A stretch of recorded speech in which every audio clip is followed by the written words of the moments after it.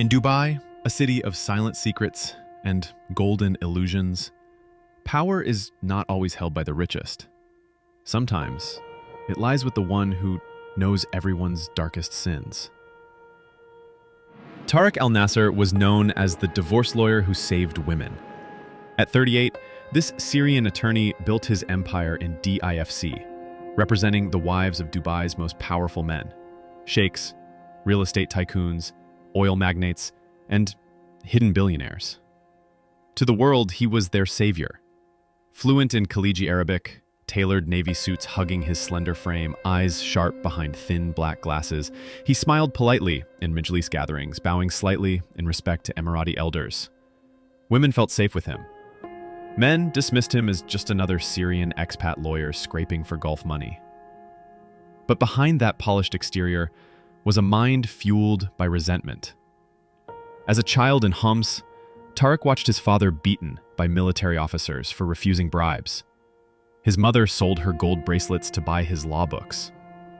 When war erupted, he fled to Dubai with nothing but a scholarship letter in his pocket and rage simmering in his bones.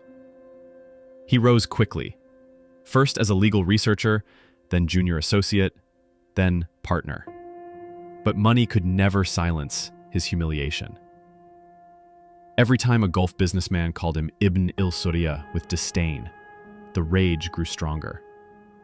And when his first client, Layla al-Mansouri, confessed to him about her secret abortion, sobbing into her latte as she signed divorce papers, Tariq realized secrets were worth more than legal fees.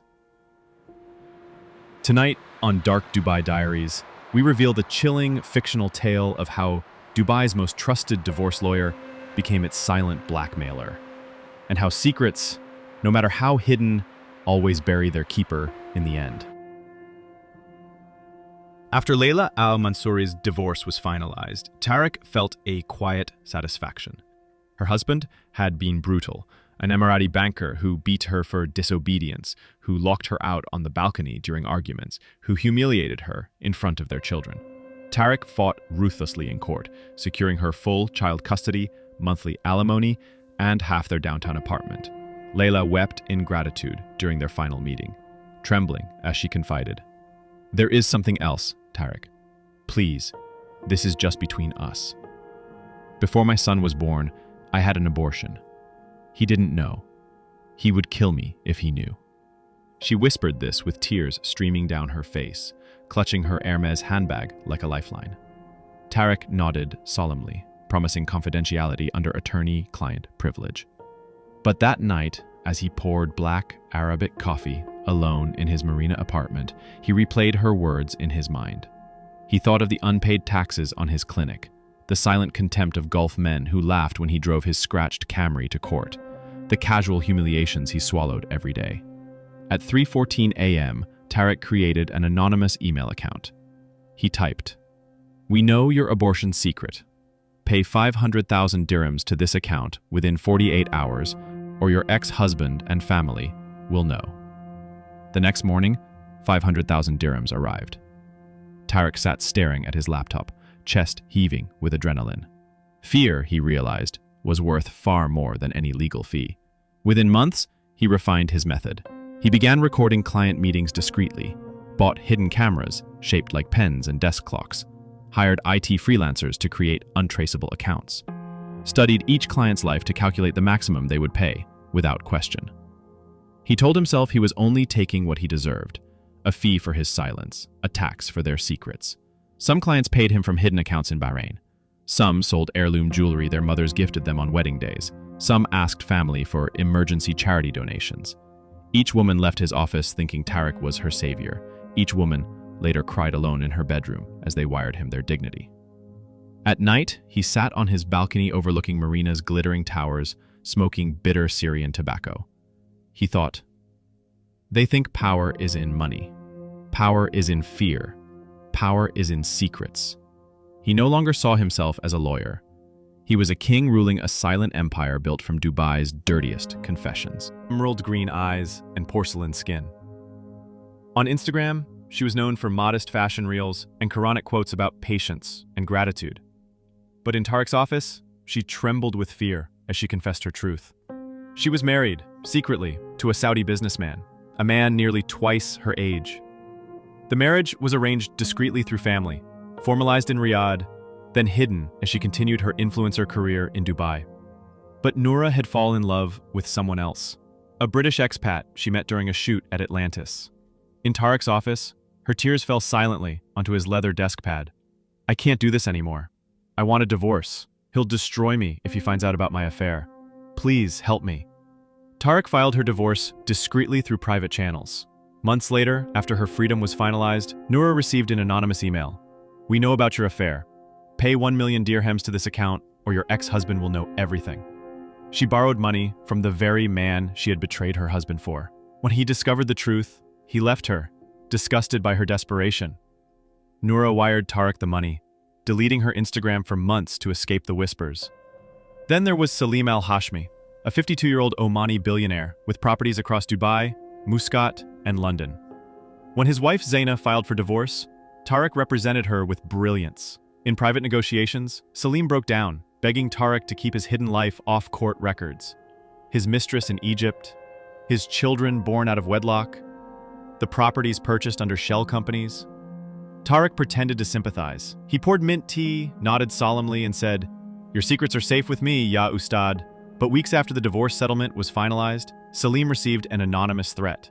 "We know about your Egyptian family. Pay 2 million dirhams or Dubai CID, and Muscat royal courts will receive everything." Salim wired the money within hours. Rumor has it he spent nights vomiting from rage and fear, ordering private investigators to trace the blackmailer, never realizing it was the lawyer who shook his hand in respect each majlis gathering. Tarek began to feel invincible. Each secret was a string he wrapped around Dubai's elite, weaving an invisible web of fear. He upgraded his Camry to a Range Rover, moved from a marina studio to a 2-bedroom apartment with Burj Khalifa views, hired a Filipina maid to clean his polished floors twice a week. His mother's framed photo sat on his bookshelf, watching him build his silent empire. At night, he stood on his balcony, whispering to himself, "I am no longer their servant. They serve me now. Every secret they hide feeds my throne." But power is a fickle lover. It caresses your ego before sinking its claws into your soul. Tariq's silent empire began to crumble when his first blackmailed client, Layla al-Mansouri, could no longer bear the fear. For years, she paid him to keep her secret abortion hidden from her ex-husband, her children, her family. Every anonymous email she received stole another piece of her sanity.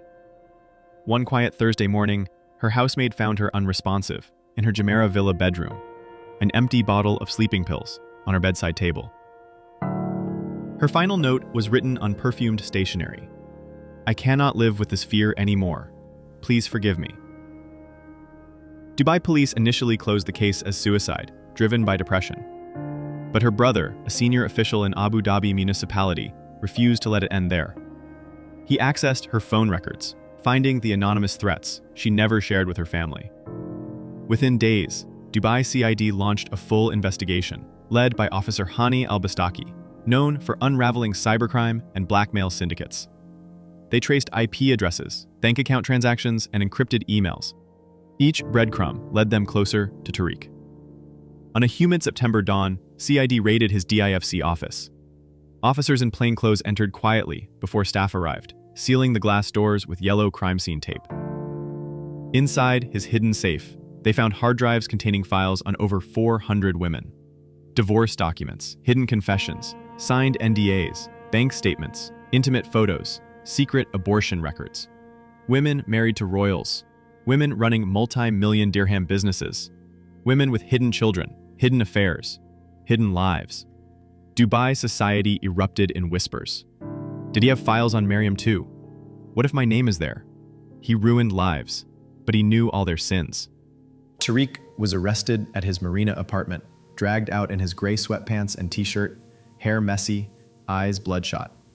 Neighbors filmed him through their peepholes, the videos spreading across WhatsApp groups within minutes. But before his trial began, Tariq vanished. Some say powerful families arranged his murder in jail to protect their secrets. Others claim he bribed a guard and escaped to Syria with a fake passport, living in a Damascus suburb under a new name. A few believe he still blackmails from afar, his files hidden on encrypted cloud servers, waiting for the right buyer. His mother's photo remained on his bookshelf, her sad eyes staring at an empty room, her son's kingdom of secrets collapsing into dust.